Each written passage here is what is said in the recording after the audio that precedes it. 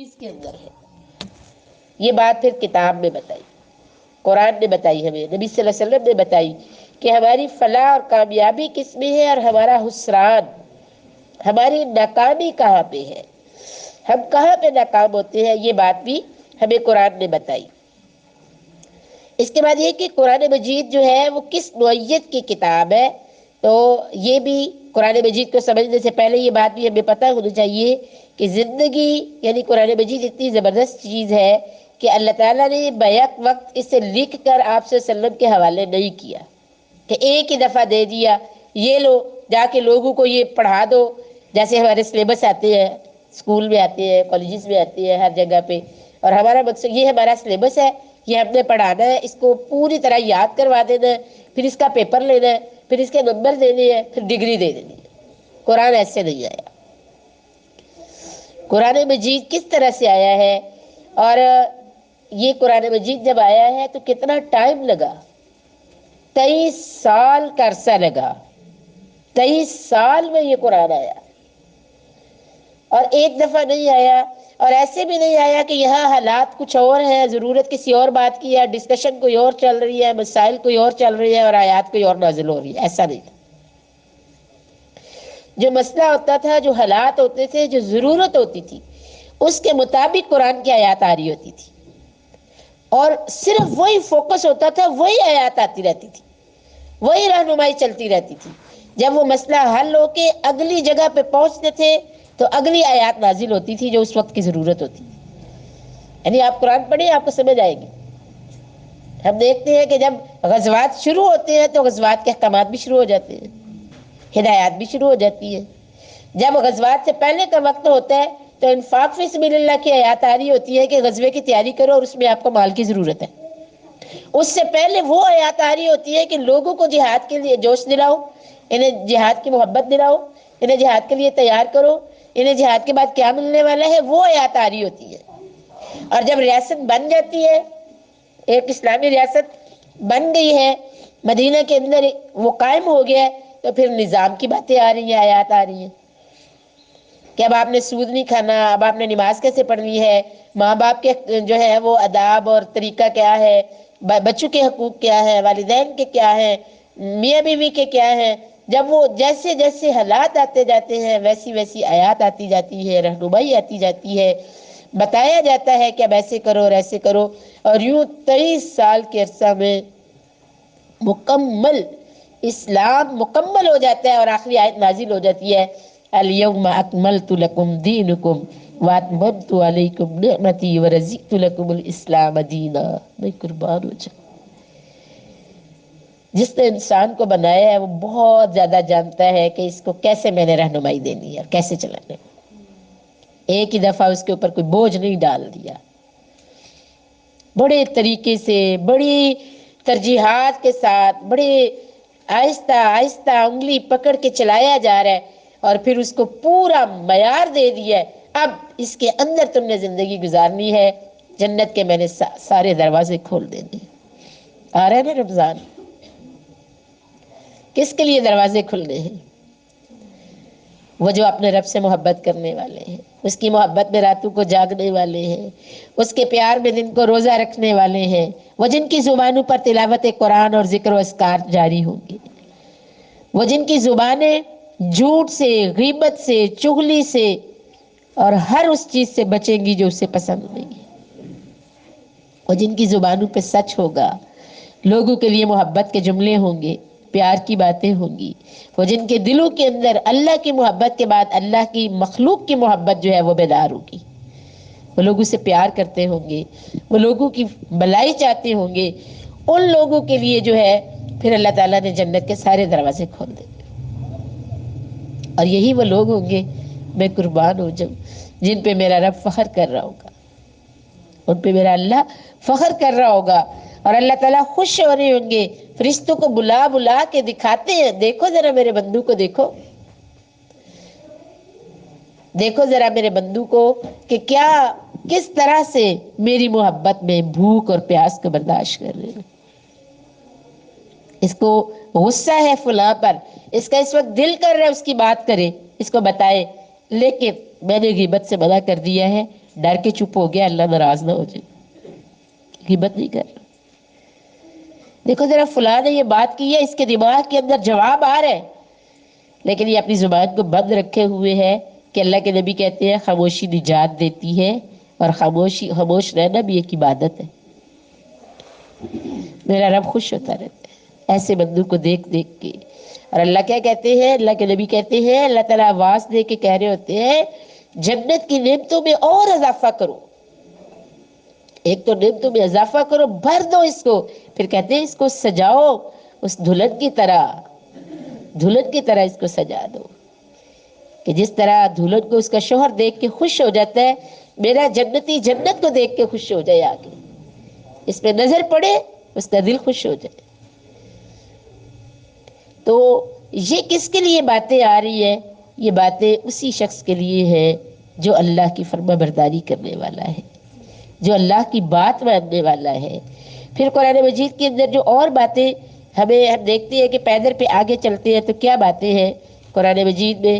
شروع کا جو اس کا آغاز ہے نا، ابتدائی جب آیات آئی تھی تو چھوٹے چھوٹے اور مختصر جملے آئے تھے، لیکن وہ جملے بہت میٹھے تھے، یعنی انداز بڑا میٹھا تھا اللہ تعالیٰ کا، بڑے میٹھے انداز میں، شیریں انداز، نہایت پر اثر الفاظ ہوتے تھے، اور مخاطب جو ہے اس کے ذوق کے مطابق بات ہوتی تھی۔ اللہ اکبر۔ اور بہترین ادبی رنگ بھی اس کے اندر موجود ہوتا تھا، اور دلوں کے اندر وہ ایک بستر کی طرح چلے جاتے تھے اور پیوست ہو جاتے تھے، بیٹھ جاتے تھے جا کے۔ ایسا خوبصورت انداز ہوتا تھا کہ کان خود بخود اس کی طرف کھینچے چلے جاتے تھے، کان اس ترنم سے اس کی طرف متوجہ ہوتی تھی اور زبانیں اس کو دہرانے لگ جاتی تھی۔ ایسا پیارا کلام جو اللہ تعالیٰ نے نازل کیا۔ پھر یہ کہ ان کے اندر مقامی رنگ بڑا نمایاں ہوا کرتا تھا، اور یہ کہ اس کے اندر عالمگیر صداقتیں ہوا کرتی تھی، دلائل ہوتے تھے، شواہد ہوتے تھے، مثالیں ہوا کرتی تھی جو قریب کے ماحول سے لی جاتی تھی، اور روایات اور مشاہدات اس کے اندر موجود ہوتے تھے۔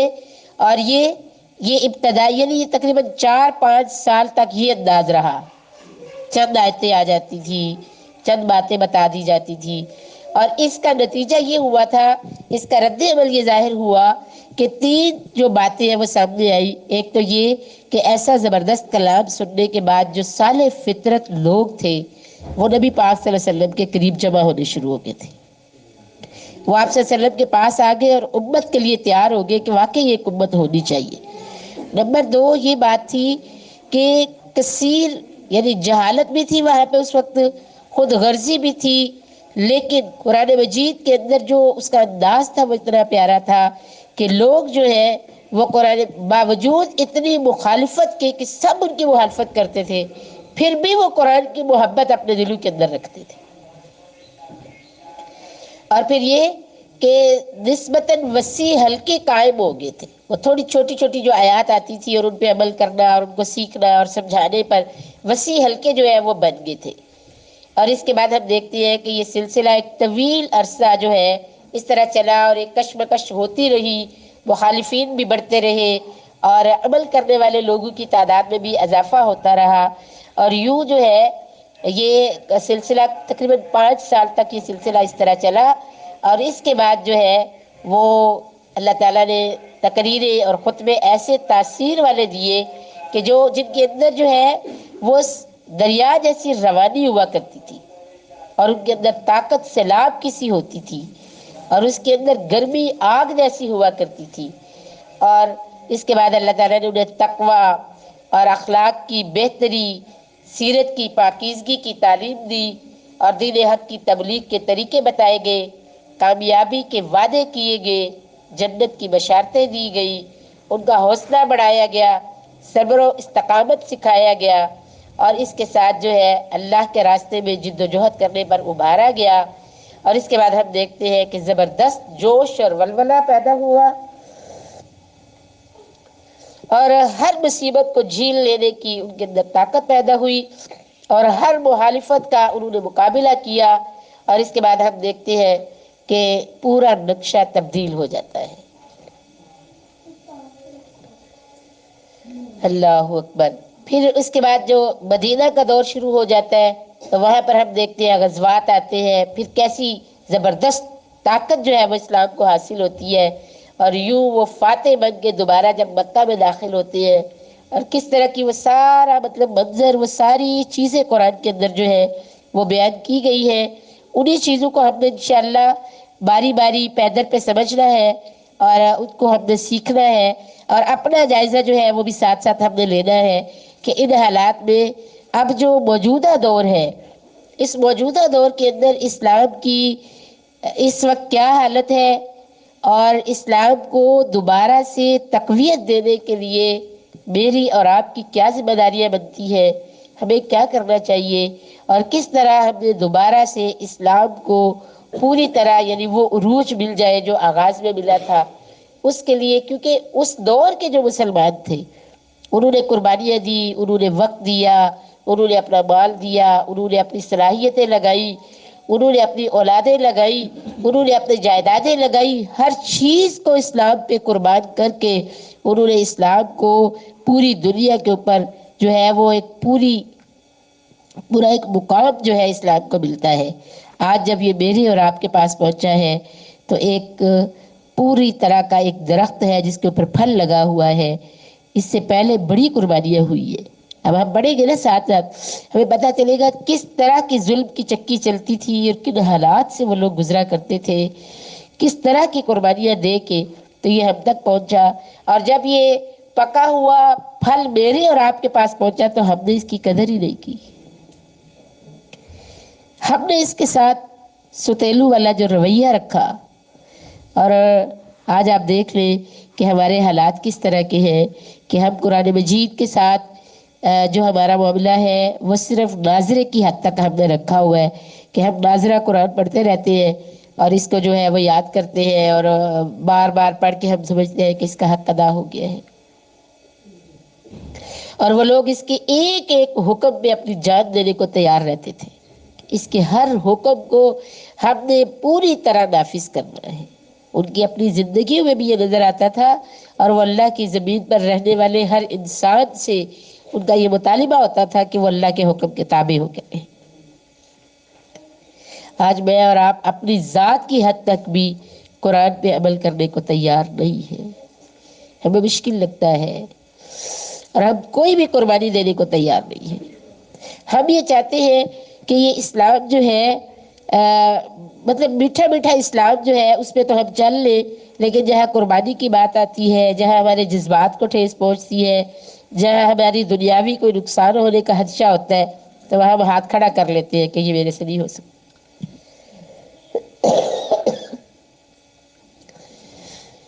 سورہ فاتحہ کو جو آج ہم نے پڑھا ہے، فاتحہ کا لفظی معنی ہوتا ہے کھولنا، افتتاح کرنا۔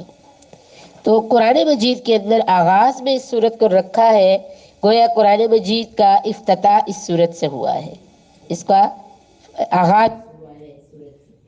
سورت کے اندر جو ہے سورت انتہا کی، اس کے بہت سارے نام ہیں، دعا بھی ہے، شفا بھی ہے، سبا مساجی بھی ہے، اور بھی بہت سارے نام ہیں۔ اور یہ بڑی خوبصورت سورت ہے، یہ پہلی وہ سورت ہے جو پوری کی پوری نازل ہوئی ہے۔ اس سے پہلے جو ہے وہ جو صورتیں یعنی آیات نازل ہوتی رہی، جیسے سورہ مدثر کی، سورہ مزمل کی، سورہ علق کی آیات جو ہے وہ نازل ہوئی۔ مکمل سورت جو نازل ہوئی ہے وہ یہ سورت ہے جو مکمل نازل ہوئی ہے، اور اس سورت کے 3 حصے جو ہے وہ کیے گئے ہیں۔ لائٹ پر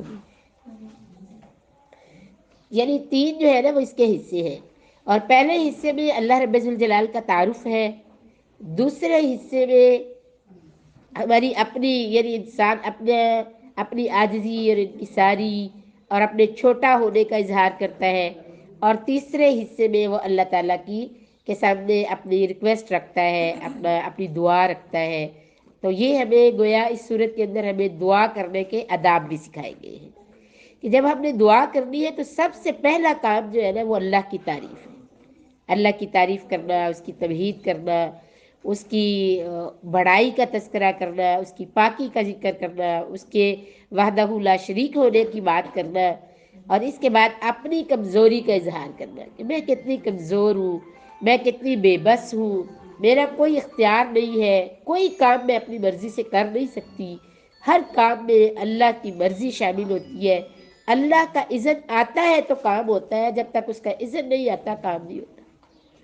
تو اپنی بے بسی کا اظہار کرنا اور اللہ سے مدد چاہنا، ایاک نعبد و ایاک نستعین۔ تو یا اللہ ہم تجھ سے ہی مدد چاہتے ہیں اور تیری بندگی بھی چاہتے ہیں، یعنی ہم صرف تیری بندگی کرنا چاہتے ہیں اور تیری مدد بھی چاہتے ہیں۔ اس کے بعد یعنی اللہ تعالیٰ نے ہمیں ایک انداز سکھایا ہے ہدایت طلب کرنا، اہدنا الصراط المستقیم، اللہ ہمیں صراط مستقیم پر چلا۔ پھر اس کی وضاحت بھی دی ہے، صراط مستقیم کیا ہے؟ صراط الذین انعمت علیہم، وہ لوگ، ان لوگوں کا راستہ جن سے راضی ہو کر تو نے انہیں ان پر انعامات کیے ہیں۔ یہ 4 قسم کے لوگ بتائے گئے ہیں، اور ان میں پہلی قسم انبیاء اکرام کی ہے۔ انبیاء اکرام جن پر اللہ کا خاص فضل ہوا ہے، اللہ کی تائید انہیں حاصل ہوئی ہے، اللہ کی مدد انہیں حاصل ہوئی ہے، یہ جنتی لوگ ہیں۔ دوسرا صدیقین، صدیقین سچے لوگ جو سچائی قبول کر لیتے ہیں اور سچائی کو بیان کرنا شروع کر دیتے ہیں، سچ کا ساتھ دیتے ہیں۔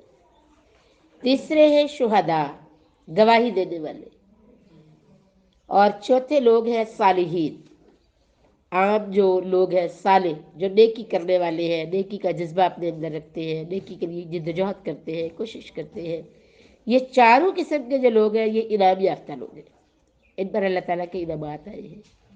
یہ اللہ جیسے آپ اپنے لیے ہم کہیں تو ہمارے پاک پیغمبر صلی اللہ علیہ وسلم، صحابہ اکرام، اور اس کے بعد تبع تابعین اور پیچھے صالحین، یہ سارے جو ہے یہ انہی لوگوں میں شمار ہے ان کا۔ اور اس کے بعد ہے انعام یافتہ کے بعد کون ہے؟ مغضوب۔ مغضوب میں 2 قسمیں پھر بیان کی ہیں۔ مغضوب میں ایک تو وہ لوگ ہیں جو مغضوب ہیں، جیسے اس میں آتا ہے نام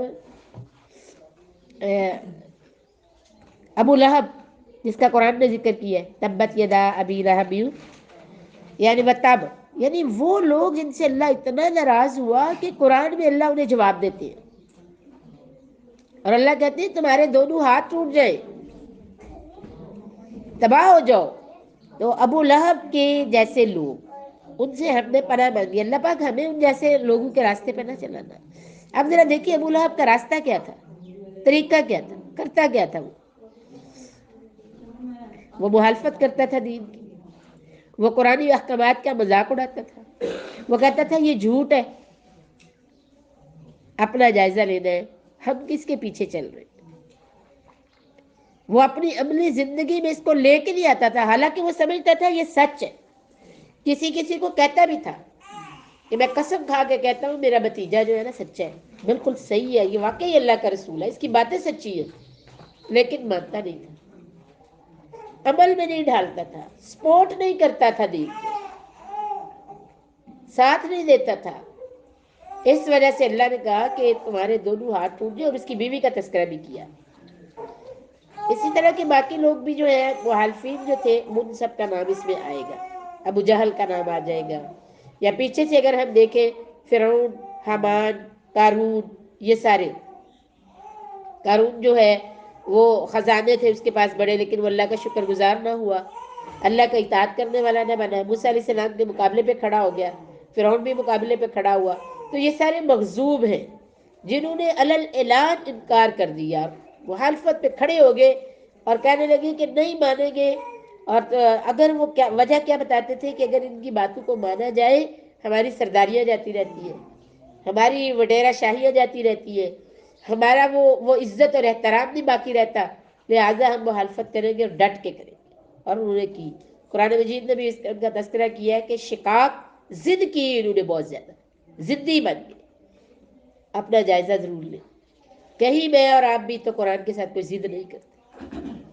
ایک حکم ہمارے سامنے آ جاتا ہے، ہمیں کوئی بتاتا ہے ہمیں خود سمجھ آ جاتی ہے، ہمارا دل بھی تسلیم کرتا ہے کہ یہ درست ہے، لیکن ہم اس کو اختیار نہیں کرتے، ہم اس کی مخالفت کر رہے ہوتے ہیں، عملی زندگی کے اندر ہم اس کی بالکل ٹکراؤ کے ساتھ چل رہے ہوتے ہیں۔ تو اللہ تعالیٰ کیا کہتے ہیں؟ جو ضد کرتا ہے میرے دین کے ساتھ انہیں میں اپنی رحمت سے دور کر دیتا ہوں، وہ ظالم ہے۔ تو یہ ایک تو یہ والی قسم ہے مغضوب۔ دوسری ہے جاہل لوگ، یعنی ان کے پاس علم نہیں ہے اور وہ علم حاصل کرنے کی کوشش بھی نہیں کرتے، دیکھا دیکھی کام کرتے رہتے ہیں، بدعات کے پیروی کرتے ہیں، بدعات کے پیچھے چلتے ہیں۔ یعنی آپ کے پاس قرآن موجود ہے، آپ کے پاس نبی پاک صلی اللہ علیہ وسلم کی حدیث موجود ہے مستند، جو بھی موقع ہے جو بھی آتا ہے، بحیثیت مومن ہم سب کا یہ فرض ہے کہ ہم اس موقع کے مطابق قرآن و حدیث کا مطالعہ کریں، قرآن و حدیث سے پوچھیں کہ یہ ہے کام کیسے کرنا ہے۔ لیکن ایسا نہیں ہم کرتے، اور ہم کیا کرتے ہیں؟ فلاں نے یہ کیا ہے، جیسے اب یہ مثال میں دے رہی ہوں، جیسے شب معراج ہے مثال کے طور پر، تو اس پہ رات بھر جاگنا، اچھے کپڑے پہننا، حلوہ وغیرہ بنا لینا، یا کچھ اس طرح کا جو بھی ہم کرتے ہیں، تو یہ کہاں سے ہم نے لیا؟ دیکھا دیکھی۔ جب ہم قرآن کو کھولتے ہیں ہمیں کوئی بات نہیں ملتی، جب ہم حدیث کو کھولتے ہیں تو ہمیں رسول اللہ صلی اللہ علیہ وسلم سے کوئی ایسا عمل نہیں ملتا، ہمیں نہیں ملتا۔ سیدنا ابو بکر صدیق سے بڑھ کر کوئی اللہ کے نبی کا پیروی کرنے والا ہے تو بتا دیں، کوئی اتباع کرنے والا ہے تو بتائیں۔ سیدنا ابو بکر صدیق، میں قربان ہو جاؤں، کیا مقام پایا ہے، اللہ کروڑوں بار رحمتیں فرمائے۔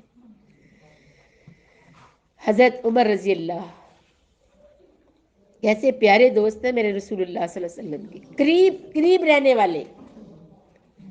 حضرت عثمان غنی رضی اللہ، جن کے بارے میں میرے نبی کہتے ہیں میری 40 بیٹیاں ہوتی تو باری باری عثمان کو ہی دیتا۔ ایسی بااعتماد شخصیت، میرے نبی کہتے ہیں عثمان آج کے بعد کوئی نیکی نہ کرو تب بھی تم جنتی ہو، تم نے ایسی ایسی نیکی کر دی ہے۔ کیسی محبت ہے ان کے دل میں بھی رسول اللہ صلی اللہ علیہ وسلم کی۔ حضرت علی رضی اللہ، میں قربان ہو جاؤں، داماد میرے رسول اللہ صلی اللہ علیہ وسلم کے، چچا زاد بھائی میرے نبی پاک صلی اللہ علیہ وسلم کے، اور جنت میں آپ صلی اللہ علیہ وسلم کے سامنے ان کا گھر ہے، اور بے شمار نام ہے، بے شمار۔ لیکن ان لوگوں میں سے کوئی بھی اس رات کو جاگا ہو، کوئی اجتماعی مجالس انہوں نے لگائی ہو، کوئی روزے کا اہتمام، کوئی اس طرح کا کام ان لوگوں نے کیا ہو کہ اللہ کے نبی کے ساتھ ہم یہ کیا کرتے تھے اس لیے ہم اب یہ کام کرتے ہیں، تو ہمیں نہیں ملتا، یہ چیزیں ہمیں نہیں ملتی کہ انہوں نے کی ہو۔ لیکن ہم کیوں کر رہے ہیں؟ ہم نے تحقیق نہیں کی قرآن سے، حدیث سے ہم نے کھول کے نہیں پڑھا، ہم نے لوگوں کو کرتے دیکھا، لوگوں کو ترغیب دیتے دیکھا، تو ہم نے بھی کرنا شروع کر دیا۔ ہمیں لگا کہ یہ بڑا اچھا کام ہے، بھئی اچھا کام ہے رات کو عبادت کرنا، کیا برائی ہے؟ روزے رکھنے میں کیا برائی ہے؟ کوئی برائی نہیں ہے، رکھے۔ لیکن جس روزے کو اللہ کے نبی کی جو سنت ہمیں بار بار آتی ہے حدیث کے اندر مستند، جیسے ایام ابیض کے روزے ہیں، بالکل واضح حدیث موجود ہے، محرم کا روزہ ہے واضح حدیث موجود ہے، جمعرات اور سوار کا روزہ ہے واضح حدیث موجود ہے۔ ایسی حدیث ہمیں اس کے بارے میں نہیں ملتی، لیکن ہم وہ نہیں کر رہے اور یہ کر رہے ہیں۔ آپ صلی اللہ علیہ وسلم نے فرمایا تہجد کی نماز سے زیادہ فرض کے بعد کوئی دوسری نماز فضیلت والی نہیں ہے۔ راتوں کا جاگنا اللہ کو بڑا پسند ہے، ہم نہیں جاگتے۔ اللہ کے نبی کہہ رہے ہیں نا کہ رات کے آخری پہر اللہ تعالیٰ آتے ہیں، آسمان دنیا پہ آواز لگاتے ہیں، اور اتنی پیاری پیاری حدیث کے اللہ کے رسول کہتے ہیں یوں اپنی باہیں پھیلا کے کہتے ہیں کوئی ہے آؤ میں اپنی رحمت میں لے لوں۔ ہم نہیں اٹھتے، ہم سوئے رہتے ہیں۔ اللہ کے نبی کی حدیث تو موجود ہے، لیکن یہاں ہمیں حدیث کوئی نہیں ملی۔ ہم نے لوگوں کو دیکھا کہ وہ سارے جمع ہو گئی ہے، وہ سارے جاگ رہے ہیں، ہم بھی جاگنا شروع کر دیں۔ تو یہ یہ طریقہ ٹھیک نہیں ہے، اس سے بھی پناہ مانگی ہے۔ ہم اللہ کے نبی کو دیکھ کے جینا سیکھیں، لوگوں کو دیکھ کے نہیں۔ ہم وہ کام کریں جو رسول اللہ نے کیا ہے صلی اللہ علیہ وسلم، اور جس کام کو میرے نبی نے نہیں کیا اس کو ساری دنیا بھی کرے تو مجھے کوئی پرواہ نہیں۔ یہ ہمارے ایمان کا تقاضا ہے، ہمارے مومن ہونے کا ثبوت ہے۔ تو یوں میری پیاری ساتھیوں، اپنے ایمان کی تجدید، اپنے یعنی یہ صرف فاتحہ ہمیں سکھا رہی ہے کہ ہم نے اللہ سے یہ دعا تو مانگی ہے، روز مانگتے ہیں، روزانہ پڑھتے ہیں نا نماز، اور ہر رکعت کے اندر یہ سورت پڑھ رہے ہیں، کیونکہ یہ سورت نہ پڑھے تو نماز نہیں ہوتی، بار بار پڑھتے ہیں۔ اور اس میں ہم بار بار اللہ سے کہتے ہیں یا اللہ مغضوب سے بچا لے، یا اللہ ہمیں گمراہوں سے بچا لے، اور سلام پھیرتے ہیں اور سارا کچھ وہی کرنا شروع کر دیتے ہیں۔ اس کا کیا مطلب ہے؟ ہم اللہ سے بات کیا کر رہے ہیں؟ بار بار ہمارا اپنا بچہ ایک بات کو اس طرح ہمارے ساتھ بار بار پھر جائے تو ہمیں بڑا غصہ آ جاتا ہے۔ صبح بھی تم نے یہ بات کہی تھی، کل بھی تم نے یہ بات کہی تھی، آج بھی یہی بات کہہ رہے ہو، کیا مذاق کر رہے ہو میرے ساتھ؟ ہم ناراض ہو جاتے ہیں، اور ہم اپنے رب کے ساتھ یہ مذاق وہی بات کر کر کے بار بار بار بار، اور ہمیں پتہ ہی نہیں ہوتا ہم کیا کہہ رہے ہیں کیا کر رہے ہیں۔ عملی زندگی ہماری بالکل اور طرح کی ہوتی ہے۔ ہمیں یہاں پہ یہ چیز سکھائی جا رہی ہے کہ جو ہم اللہ سے کہہ رہے ہیں اس پہ ہم نے ڈٹ کے رہنا ہے، اور ہم نے سمجھنا ہے کہ ہم اپنے رب کو کیا کہہ رہے ہیں۔ یہ تو صرف فاتحہ ہے۔ سورہ بقرہ کی پہلی صرف جو رکوع ہے اس کو ہم دیکھ لیتے ہیں، وقت ختم ہو رہا ہے ہمارا۔ سورہ بقرہ بڑی پیاری سورت ہے، قرآن مجید کی سب سے بڑی سورت ہے۔ اس کی ایک خوبی تو یہ ہے کہ یہ سب سے بڑی ہے، اور ایک اس کی یہ بھی خوبی ہے کہ اس کے اندر وہ آیت موجود ہے جو تمام آیات کی سردار ہے۔ کون سی آیت ہے؟ آیت الکرسی۔ اللہ مزید فضید اللہ تعالیٰ علم میں اضافہ فرمائے اور عمل میں بھی۔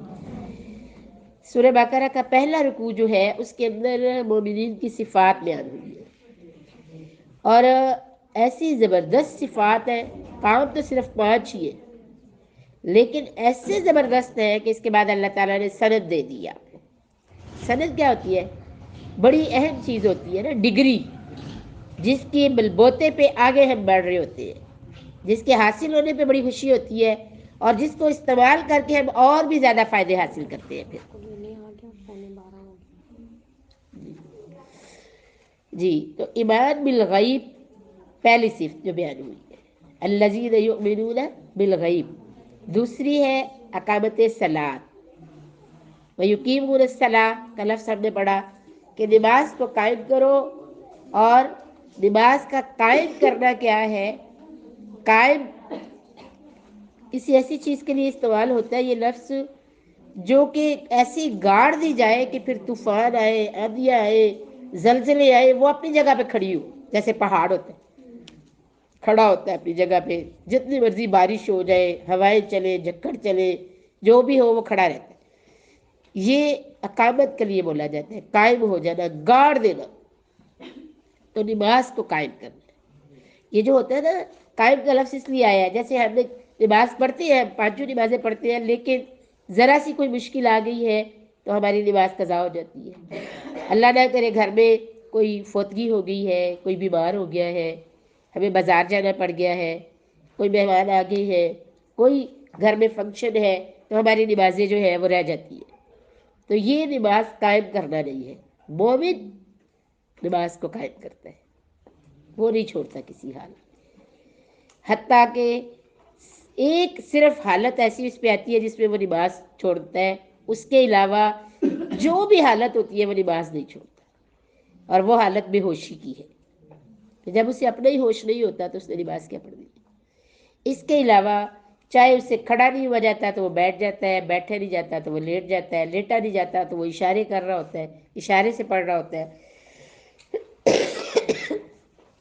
نماز چھوڑنے کا کوئی تصور مومن سے نہیں کیا جا سکتا۔ اور تیسری چیز ہے انفاق، اللہ کے راستے میں خرچ کرنا، اور خرچ میں مال بھی ہے، آپ اپنا مال اللہ کے راستے میں خرچ کریں، اور مال جو ہے نا اس کی بہت ساری قسمیں ہوتی ہے. ایک تو پیسہ ہے، روپیہ پیسہ آپ کا، اور گولڈ وغیرہ اس طرح کی چیزیں. اور ایک ہے آپ کو جو اللہ نے صلاحیتیں دی ہے، آپ کو بولنے کی صلاحیت دی ہے، آپ کو لکھنے کی صلاحیت دی ہے، آپ کو اللہ تعالیٰ نے وقت دے دیا ہے، اللہ تعالیٰ نے آپ کو کوئی ہنر سکھا دیا ہے. کوئی چیز جو آپ کے رب نے آپ کو دی ہے اس کو اس کے راستے میں خرچ کریں، لگائے اس کے راستے میں. کوئی بھی چیز جو آپ کو مل گئی ہے انفاق کریں، یہ مومن کی پہچان ہے. نمبر 4 ہے قرآن. ایمان یعنی وہ جب لاتا ہے تو قرآن پہ اور اگلی پچھلی کتابوں پہ، تمام کتابوں پر ایمان لاتا ہے، سنت پر، رسول اللہ صلی اللہ علیہ وسلم پر ایمان لاتا ہے. اور 5ویں چیز ہے آخرت کا یقین. اگر وہ آخرت کا اس کو یقین ہوتا ہے کہ واقعی یہ پکی بات ہے کہ مجھے یہ دنیا چھوڑ دینی ہے، اور چھوڑ کے مٹی کے ساتھ مٹی نہیں ہو جانا ہے، وہ دن آنا ہے جب مجھے اپنے رب کے سامنے کھڑا ہونا ہوگا اور اپنے رب سے جو ہے وہ ملاقات کرنی ہوگی. جب یہ 5 صفتیں اس کے اندر جمع ہو جاتی ہے تو میرا رب کہتا ہے اولئک علی ھدی من ربہم، یہ رب کی طرف سے ہدایت کے راستے پہ چل رہے ہیں. اور پھر میرا رب کہہ دیتا ہے وَأُولَئِکَ، ہاں یہی ہے وہ لوگ، هُمُ الْمُفْلِحُونَ، جو فلاح پانے والے ہیں، جو کامیاب ہونے والے ہیں. تو لہٰذا آج جو ہے، ویسے تو 3 مزید 2 چیزیں ہیں، ابھی 5 منٹ ہے، اگر آپ اجازت دیں تو میں آپ کو بتا دوں. اگلی جو چیز آئی ہے نا سبق کے اندر، وہ ہے منافقین کی صفات. یعنی پہلے کس کی آئی ہے؟ متقین کی. اب منافقین کی ہے. منافق قول اور فعل میں تضاد، اس کے قول و فعل میں تضاد ہوتا ہے. وہ دھوکہ دیتا ہے، وہ بے شعور ہوتا ہے، وہ جھوٹ بولتا ہے، وہ فساد مچا رہا ہوتا ہے، وہ ریاکاری کرتا ہے، عبادت بھی کرتا ہے تو ریاکاری کی کرتا ہے. وہ خود پسند ہوتا ہے، اپنی ذات کے نفع سوچتا رہتا ہے، لوگوں سے اسے کوئی تعلق نہیں. لوگوں کے مذاق اڑانے والا ہوتا ہے، اس کا ذہن تجارتی ہوتا ہے، ذات کو نفع پہنچے، میری ذات کو نفع پہنچے، مجھے فائدہ ہو جائے بس. اگلی چیز ہے وعدہ خلاف. وعدہ، وہ لوگوں سے بھی وعدہ خلاف، وہ اپنے رب سے بھی وعدہ خلاف. تو وہ وعدہ خلافی کرتا ہے. اللہ تعالیٰ ہمیں نفاق سے بچائے. اور تیسری جو صفات آج کے سبق میں ہم نے پڑھی ہے وہ فاسقین کی ہے کہ وہ اللہ سے کیا ہوا عہد توڑ دیتے ہیں. فاسق بھی یہ کام کرتا ہے. اللہ نے جن تعلقات کو جوڑنے کا حکم دیا ہے وہ اسے قطع کر دیتا ہے، اور وہ بھی زمین میں فساد پھیلاتا ہے. فاسق متقی کی ضد ہے. اوپر متقی لوگ تھے اور نیچے فاسق ہے، یہ متقی کی ضد ہے. اللہ تعالیٰ ہمیں فاسقین سے بھی بچائے اور ہمارا شمار متقین میں کرے، ہمارے اندر وہ صفات پیدا کرے، اور ہمیں اللہ تعالیٰ اس کے مطابق جو ہے ان صفات کے مطابق زندگی گزارنے کی توفیق عطا فرمائے. آمین. وآخر الدعوانا ان الحمد للہ رب العالمین. دعا کر لیں.